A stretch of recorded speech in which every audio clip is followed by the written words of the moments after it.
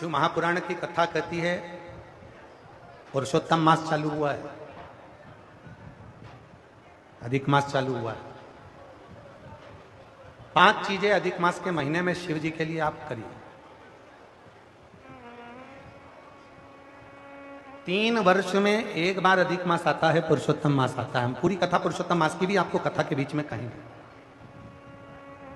इसलिए पुरुषोत्तम मास में जो कथा चल रही है 3 जगह पर, एक करनाल में हो जाएगी, इसके बाद में फिर दुधाना गांव में महाराष्ट्र में हो जाएगी, फिर एक ऑनलाइन हो जाएगी। ऐसी तीनों कथा हमने अधिक मास पार्ट 1, अधिक मास पार्ट 2, अधिक मास पार्ट 3 इस नाम से हम इस कथा को दिए।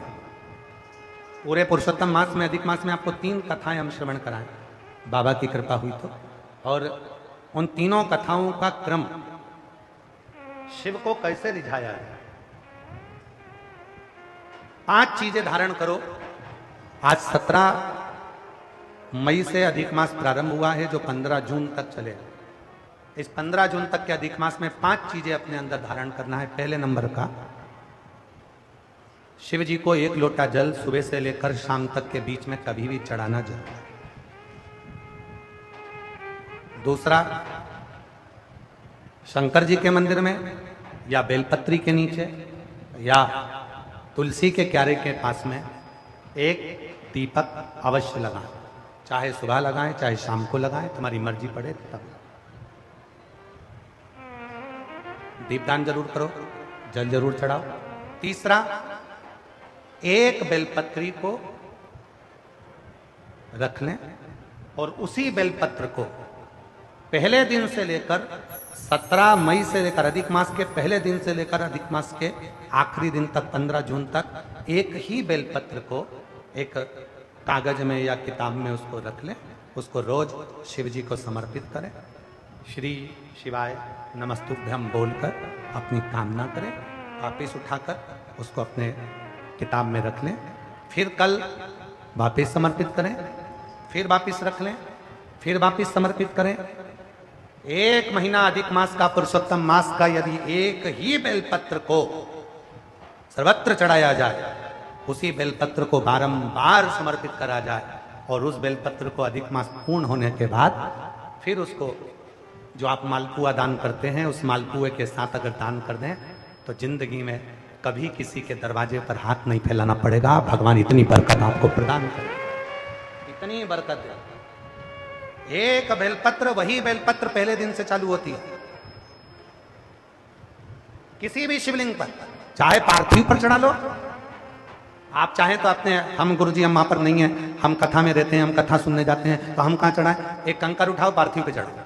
पेड़ के नीचे पार्थिव बनाया, उसी पे चढ़ा के रख ली। फिर उसी को बेलपत्र को, उसी बेलपत्र को बारंबार पूरे अधिक मास के महीने में 1 महीने तक उसी बेलपत्र को चढ़ाना है, उसी को रखना है। फिर आखिरी दिन जो अधिक मास पूर्ण होगा, उस दिन उस बेलपत्र को मालपुए पे रखकर शिव जी को चढ़ाकर लेके आना पहले, फिर मालपुए पे रखना और उसको रखकर फिर भगवान उस मालपुए को तुम दान। मालपुआ दान नहीं कर सकते तो तुम बतासे दान कर दो, पर मीठे के साथ उस बेलपत्र को दान किया जाए। बतासा है, मिठाई है, कोई 33, कोई भी सामग्री 33 जो मीठी हो वो रखकर आप दे सकते।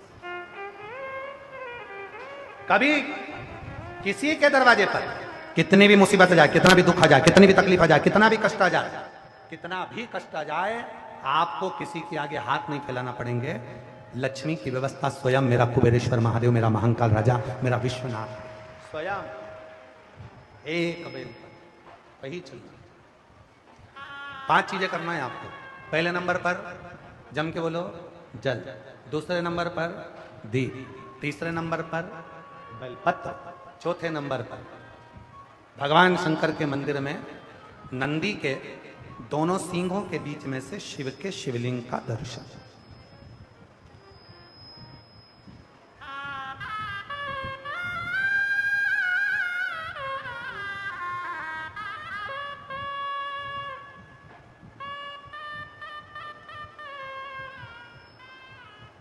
नंदी के जो सींग है, उन सींग के मध्य में से भगवान शंकर का दर्शन। क्यों? किस लिए?